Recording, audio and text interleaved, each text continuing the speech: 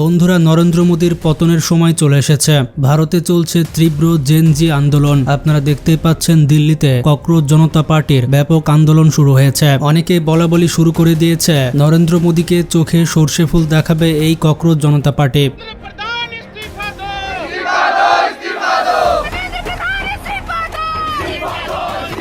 পুরো দিল্লি জুড়ে এই ককরোচ জনতা পার্টি সাড়া ফেলেছে। মূলত নেট ইউজি প্রশ্নপত্র ফাঁস সহ শিক্ষা খাতে দুর্নীতির প্রতিবাদে ভারতের শিক্ষামন্ত্রীর পদত্যাগের দাবিতে দিল্লিতে এই আন্দোলন শুরু হয়েছে। আপনারা জানেন পুরো ভারত জুড়ে শিক্ষা ব্যবস্থার অবস্থা খুবই খারাপ। যে কোনো সরকারি চাকুরির পরীক্ষাতে প্রশ্ন ফাঁস একটা কমন বিষয়। প্রতি বছরই ভারতে প্রশ্নপত্র ফাঁস হয়, কিন্তু সরকার এর বিরুদ্ধে কোনো ব্যবস্থাই নেয় না। এই কারণে ককরোচ জনতা পার্টি এবার রাস্তায় নেমেছে।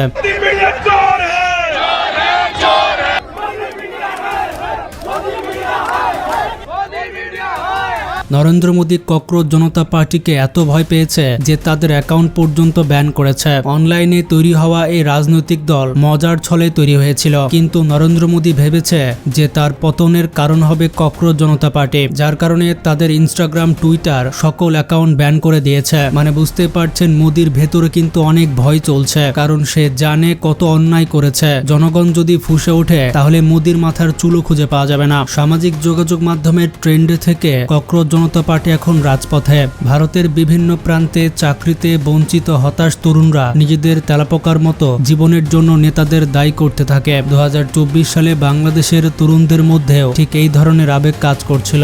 তখনও তরুণরা আন্দোলন শুরু করেছিল চাকরির ক্ষেত্রে বৈষম্য দূর করার জন্য, কিন্তু যখন তাদের অপমান করে রাজাকার বলে গালি দেওয়া হয়, তখন তরুণ সমাজ হতাশা থেকে সেই গালিকে আপন করে নেয়। বিপরীতে সরকার ক্ষমতা ছাড়তে বাধ্য হয়। ভারতেও তরুণদের ককরোচ বা তেলাপোকা বলে তুচ্ছ তাচ্ছিল্য করা হলো। বিপরীতে তারা নিজেদেরকে ককরোচ হিসেবে স্বীকার করে এর জন্য দায়ীদের জবাবদিহিতা নিশ্চিত করতে চাচ্ছে।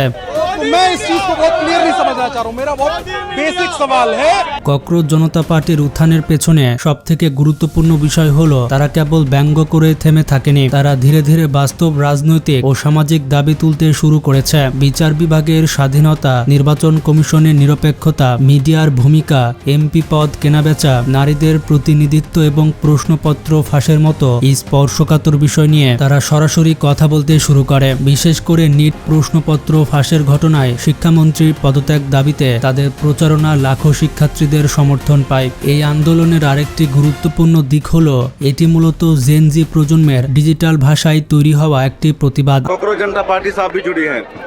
जुड़े तो सभी हैं, आप भी जुड़े हैं, हम भी जुड़े। আগের প্রজন্ম যেখানে রাজনৈতিক দল, সভা বা মিছিলের মাধ্যমে নিজেদের অবস্থান প্রকাশ করত, সেখানে বর্তমান প্রজন্ম সোশ্যাল মিডিয়া, মিমস, রিলস, ব্যঙ্গাত্মক পোস্ট এবং ভাইরাল কন্টেন্টকে ব্যবহার করছে প্রতিবাদের হাতিয়ার হিসেবে। ককরোচ জনতা পার্টি এই ডিজিটাল সংস্কৃতিকে তাদের রাজনৈতিক প্রতীকের রূপ দিয়েছে। ককরোচ জনতা পার্টির আন্দোলন যত বড় হতে থাকে, বিষয়টি নিয়ে বিতর্ক তত বাড়তে থাকে। সরকারপন্থী বিভিন্ন মহল থেকে সিজেপিকে জাতীয় নিরাপত্তার হুমকি হিসেবে উপস্থাপন করা শুরু হয়। তাদের সোশ্যাল মিডিয়া অ্যাকাউন্ট ভারতে ব্লক করা হয় এবং ওয়েবসাইটও বন্ধ করে দেওয়া হয়। ভারতের গদি মিডিয়া ককরোচ জনতা পার্টি এবং এর প্রতিষ্ঠাতা অভিজিৎকে নিয়ে ব্যাপক অপপ্রচার ক্যাম্পেইন শুরু করে। অভিজিতের বিরুদ্ধে কয়েকটি অভিযোগ হলো তিনি অতীতে বিজেপির বিরোধী রাজনৈতিক দল আম আদমি পার্টির হয়ে কাজ করতেন। নরেন্দ্র মোদীর অনুসারীরা বিষয়টিকে ষড়যন্ত্র তত্ত্বের মতো করে ছড়ানোর চেষ্টা করলেও অভিজিৎ নিজেই স্বীকার করেছেন যে 2020 থেকে 2023 পর্যন্ত তিনি আম আদমি পার্টির কর্মী ছিলেন। ককরোচ জনতা পার্টির এই প্রকল্পকে পাকিস্তান, আইএসআই কিংবা বিদেশি ষড়যন্ত্রের অংশ হিসেবে প্রচার করা হতে থাকে।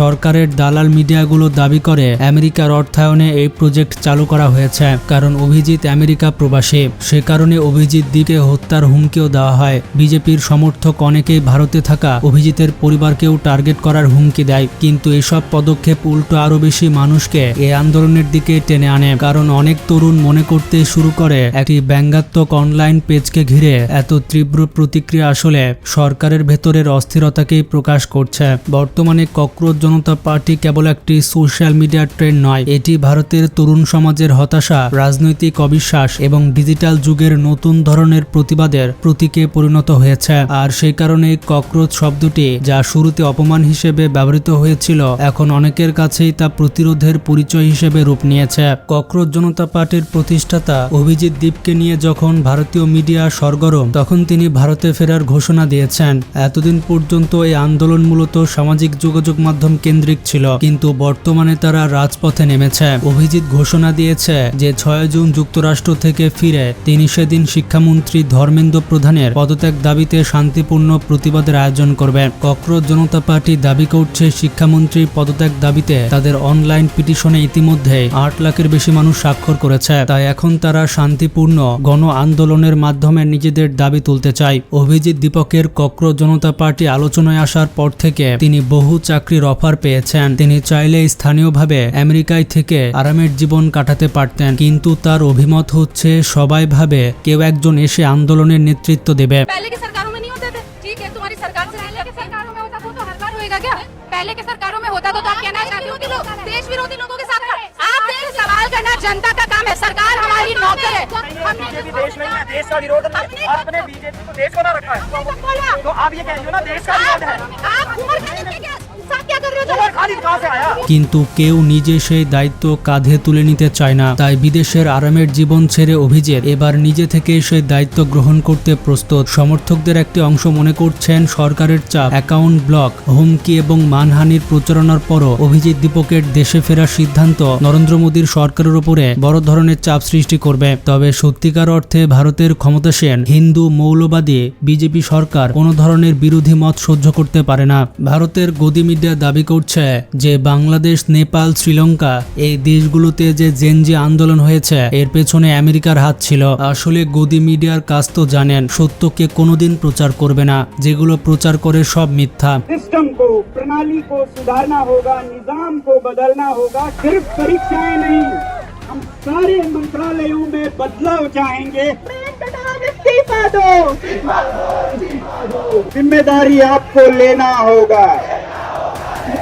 ভারতের নেট পেপারের প্রশ্নপত্র ফাঁস হলো। বিহারে দেখতেই পাচ্ছেন একের পর এক ব্রিজ ধসে যাচ্ছে, না খেয়ে ভারতের হাজার হাজার মানুষ মারা যাচ্ছে। নরেন্দ্র মোদী সরকার যে ব্যর্থ সরকার এবং কোনোভাবে দুর্নীতি থামাতে পারছে না, এই বিষয়ে গদি মিডিয়া কখনোই তথ্য প্রকাশ করে না। যখন মণিপুরে আন্দোলন হয়, সরকার বিরোধী কোনো কথা কিংবা আন্দোলনের নিউজ গদি মিডিয়া প্রচার করে না। এমনকি সেনাবাহিনীর সাথে ত্রিপুরার মানুষের ব্যাপক যুদ্ধ চলছিল, এই নিয়ে তারা কোনো নিউজ করেনি। সে সময় গদি মিডিয়া প্রচার করেছিল যে কলকাতায় এসে নরেন্দ্র মোদী ঝালমুড়ি খাচ্ছেন। এটাই হচ্ছে ভারতের গদি মিডিয়া। যে সময় ভারতে প্রশ্নপত্র ফাঁস হয়েছে, ওই সময় নরেন্দ্র মোদী মেলোনির সাথে প্রেম করতে ব্যস্ত, ইতালির প্রধানমন্ত্রীর সাথে সেলফি তুলতে ব্যস্ত। মানে Narendra Modi be like setting my friend, great harassment, blue umbrella, Epstein file. যখন মিডিয়ায় নিউজ হওয়ার কথা ছিল কেন প্রশ্নপত্র ফাঁস হলো, সেই প্রশ্নপত্র ফাঁসের বিষয়ে কোনো রকম নিউজ হয়নি। সবসময় তারা নরেন্দ্র মোদীর পা চেটেই থাকে। মানে পৃথিবীতে যদি সব থেকে বাজে সংবাদ মাধ্যম সাংবাদিকরা থাকে, তাহলে সেটা ভারতের গদি মিডিয়া, যারা সব সময় নরেন্দ্র মোদীর কোলে উঠে বসে থাকে। এগুলো নিয়ে যখন তরুণরা মুখ খুলল, তখন ভারতের বিচারপতি বলল যে সকল ছেলেমেয়েরা আসলে ককরোচ। মোদীর বিরুদ্ধে যারা কথা বলবে তারা হচ্ছে তেলাপোকা। আসলে যারা শিক্ষিত সমাজ, যারা সোশ্যাল মিডিয়ায় সময় নষ্ট করে, সরকারের বিরুদ্ধে যারা আওয়াজ তোলে, তারা নাকি ককরোচ বা তেলাপোকা। There are youngsters like cockroaches. They don't get any employment. They don't have any place in profession.